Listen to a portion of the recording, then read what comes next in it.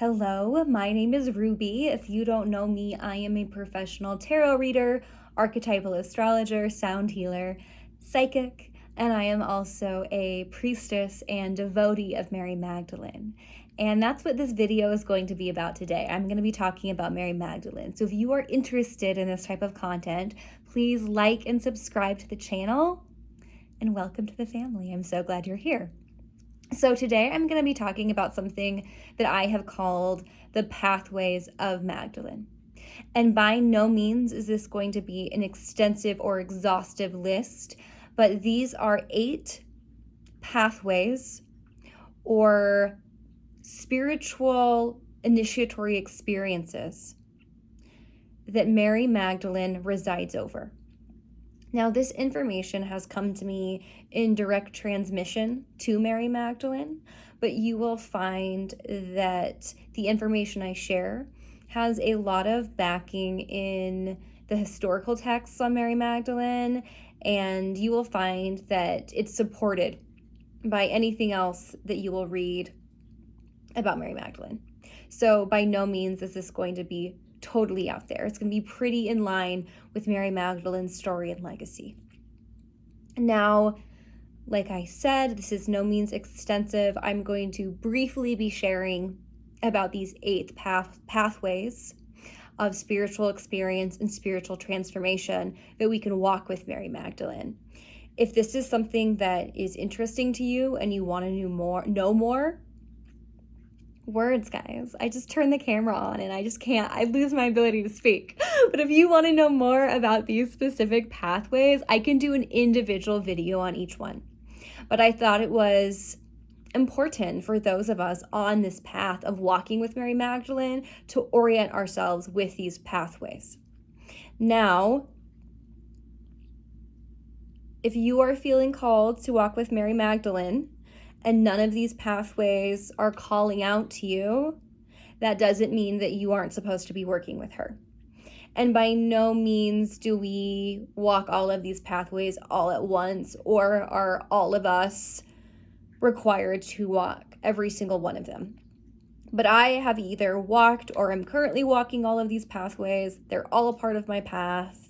And I find that for most of us that have a direct connection to Mary Magdalene, she is one of our primary deities that we are working with in this lifetime, we will walk these cycles of spiritual growth and transformation. So by no means are these in any type of hierarchical order. I will just begin. So the first pathway is the pathway of visionary experience. So I encourage you, if you are on this path of walking with Mary Magdalene, that you read the Gnostic text, the Gospel of Mary. And this text, it's rather short, so you're going to read it very quickly, centers around a visionary experience that Mary Magdalene has with Christ after he has left his physical incarnation. And in this text, Mary Magdalene communicates with Yeshua the Christ in a visionary experience that in this text is taught comes from the eye of the heart.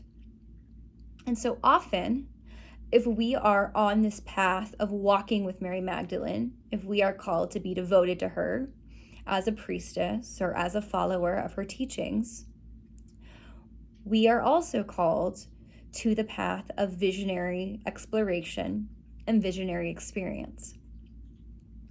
Now, we see visionary experience cross-culturally. The shamanic journey is an example of visionary experience that is perhaps the most well-documented. We also see path working in occult ceremonial magic, visualizing and working with the Kabbalistic tree of life, path working.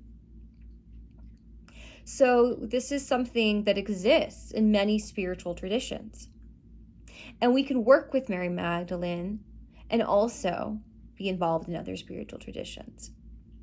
But specifically, if we are walking with Mary Magdalene, this visionary experience is most likely to take place in the heart space. In the Gospel of Mary Magdalene, they say, the noose is where the treasure lies, the noose being the place of the heart. And as devotees of Mary Magdalene, what we are learning is how to bridge heaven and earth in the vessel of our being. And the heart chakra is the bridge between the higher and lower chakras. So we will find on this journey of working with Mary Magdalene that one of our initiatory experiences is learning to experience vision in the realm of the heart, have channel transmissions in the realm of the heart, and to live our life from this place of heart space. There's so much more that I could say about this, and this probably deserves its own video.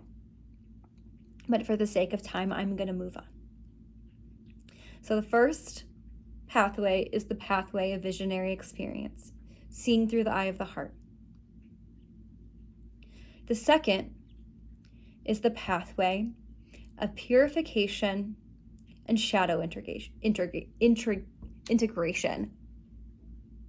I would start this video over again, but we're 7 minutes in, so you're just going to have to live with that. The pathway of purification and shadow integration. Can barely read my writing here. I'm reading from notes. So in the Gospel of Mary Magdalene, we also see Mary Magdalene going through this process where she is confronted with these powers that want to keep her from being in total alignment with her higher self. And so I could also call this the pathway of ascension, because what ascension is, and this word has been so misconstrued by the modern New Age community. But the pathway of ascension is the pathway of shedding all of our crap, our conditioning, our programming, our past life issues, our ego, our need to control everything. So we are in direct alignment with Source. And so part of this journey when we are walking with Mary Magdalene is this constant purification and shedding of layers of these powers, these lower energies that want to keep us from being in that place of self, being in alignment with Source, alignment with higher self. So again, just for the sake of time, I am not going to go into the Gospel of Mary and talk about these individual powers, but this is something I can make another video about. This is something you can research on your own by reading the Gospel of Mary, reading commentary on the Gospel of Mary. And this leads me into the third pathway, which is the pathway of healing trauma and the wounded healer. So if we look at the canonical Gospels, and I have here Luke 8:2, so you can reference that verse for what I'm about to say. We meet Mary Magdalene in the canonical Gospels in Luke because she has had 7 demons cast out of her. And then she goes on to be the first pope, to be the apostle of the apostles, of carrying the lineage of Yeshua after he leaves physical incarnation. So a lot of us that hear the call to work with Mary Magdalene, we are coming from a trauma background. We are coming from a background of being disempowered, possibly, of having childhood trauma, of having abusive relationships, of coming from a history of addiction. The clearing of the 7 demons, some say are as a purification of her chakras, a clearing of her chakras. And it can also be seen as a cleansing of all of the junk we take on when we are survivors of trauma. When we are trauma survivors, particularly from an early childhood age, our chakras get so blocked because we aren't allowed to just be. And we also get gifts from trauma. Like we get extrasensory perception. We tune into that part of ourselves to keep us safe. And so often, trauma and the healing of it is an initiatory path of being a healer. It's the path of the wounded healer, right?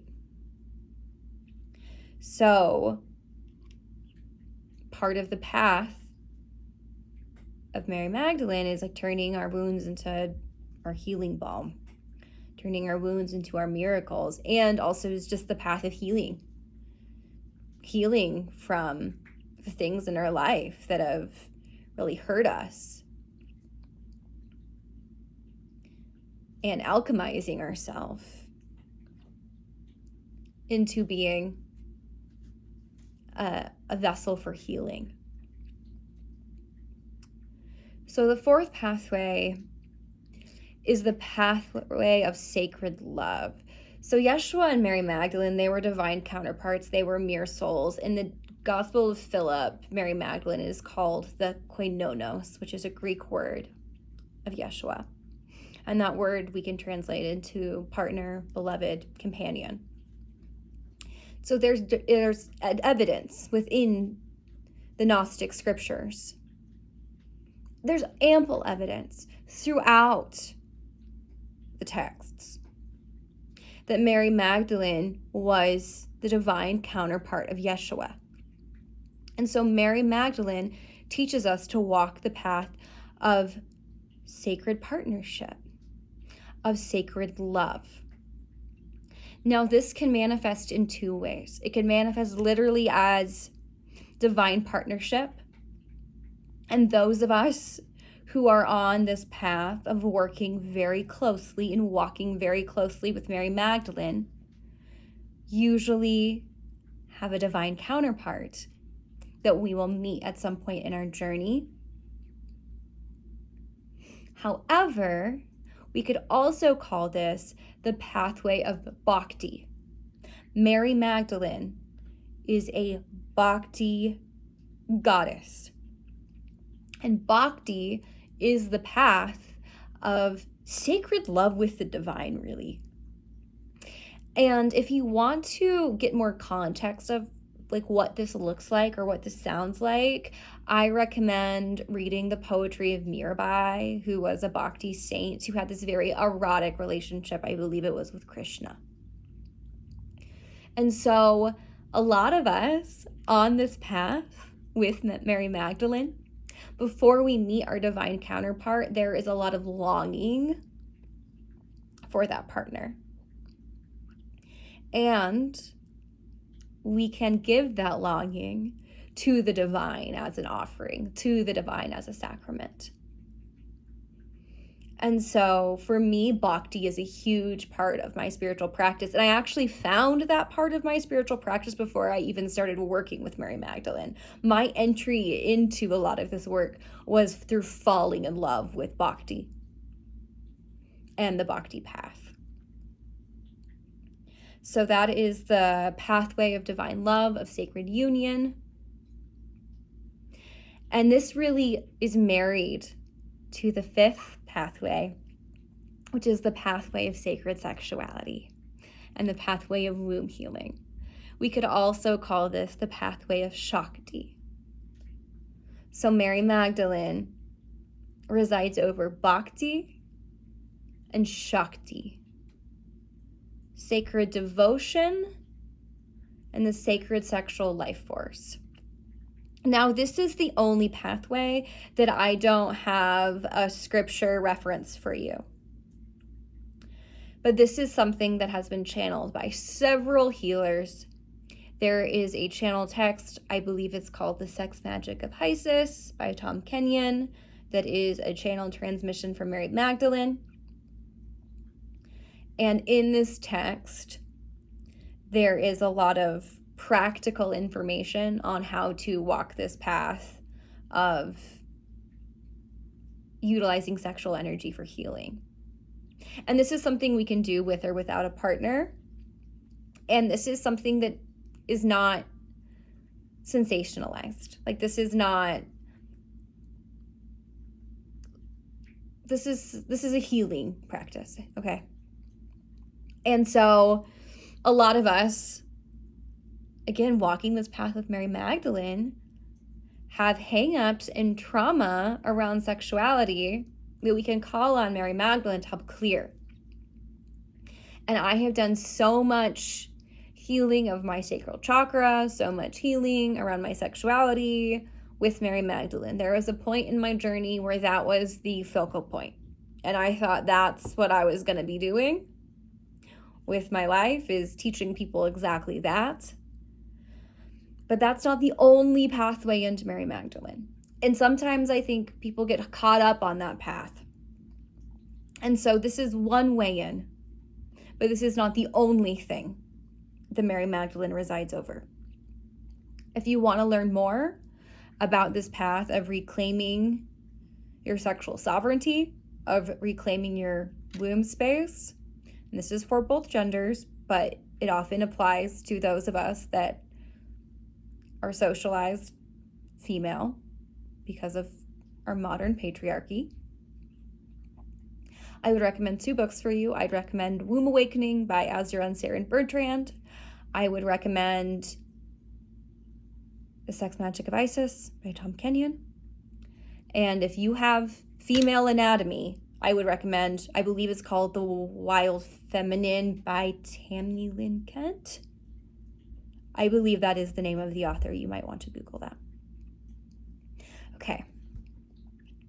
So the 6th pathway that I'm going to share about is the pathway of priestesshood. And there is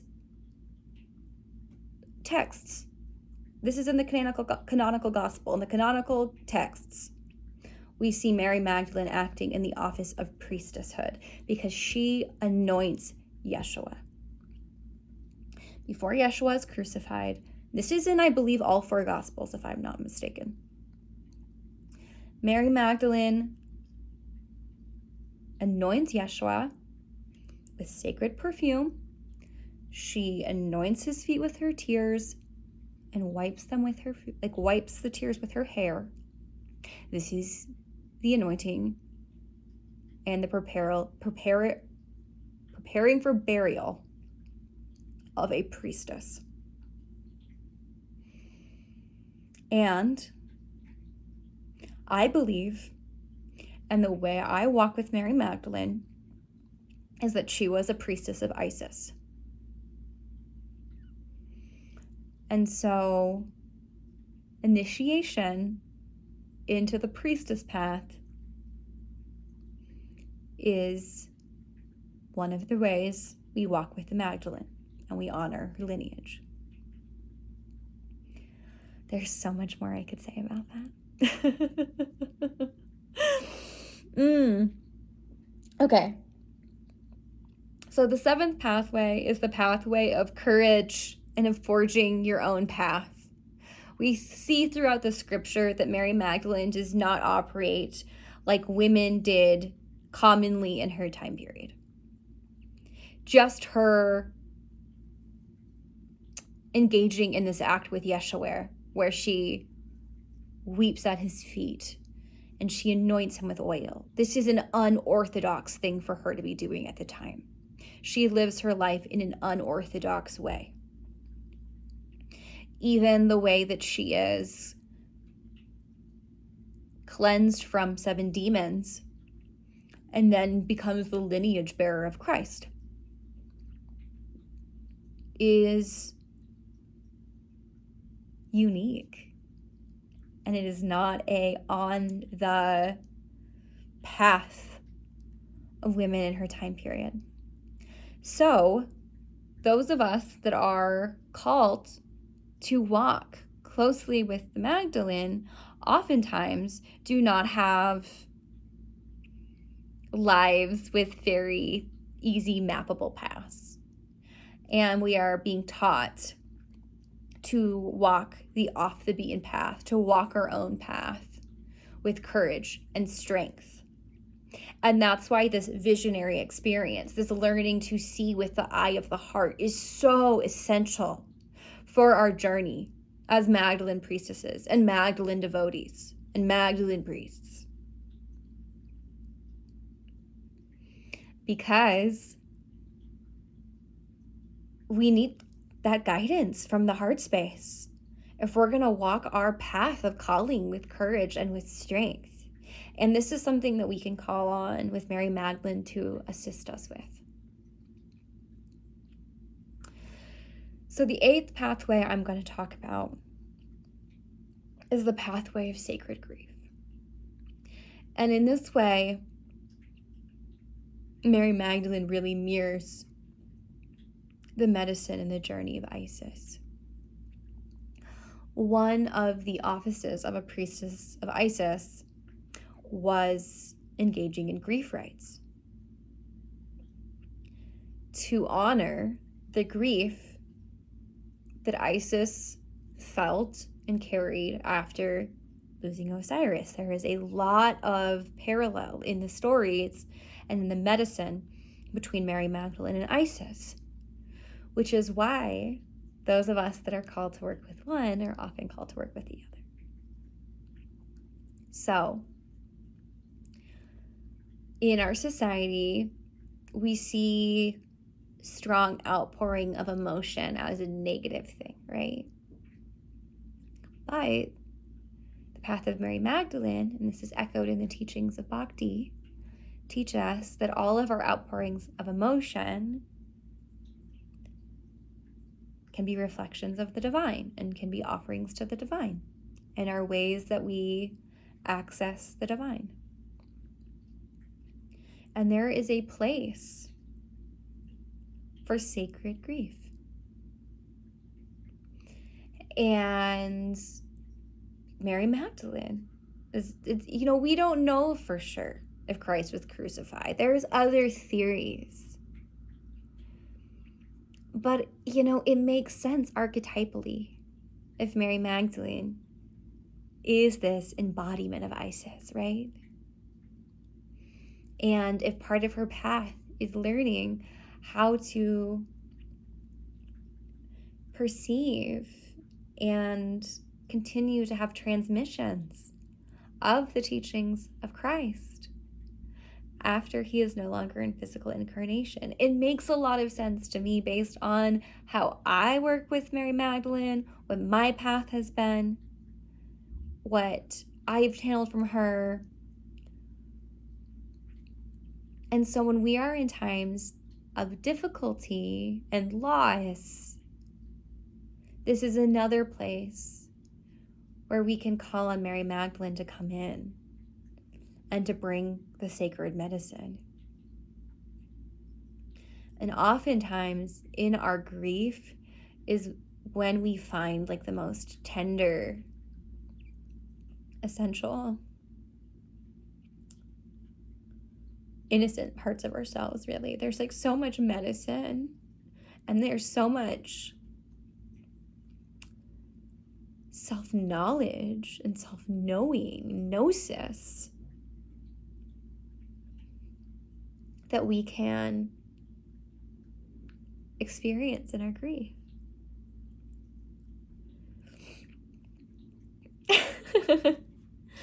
And I cry a lot because of this, because I am so connected to the archetype of the Magdalene. She is my primary guide. She walks with me every day. And I feel like she is asking me now to channel and offer some of these transmissions for some of you who are also feeling called to work with her and are just curious about her and want to know what her deal is, right? So if we could summarize, Mary Magdalene is a goddess of Bhakti. She is a goddess of Shakti. She is a goddess of Gnosis. And she is a goddess of ascension and descension. In Tao Malachi's book, I believe it's called Saint Mary Magdalene, he talks about Mary Magdalene carrying both Eve and Lilith inside of her, that she is equally the light and dark feminine.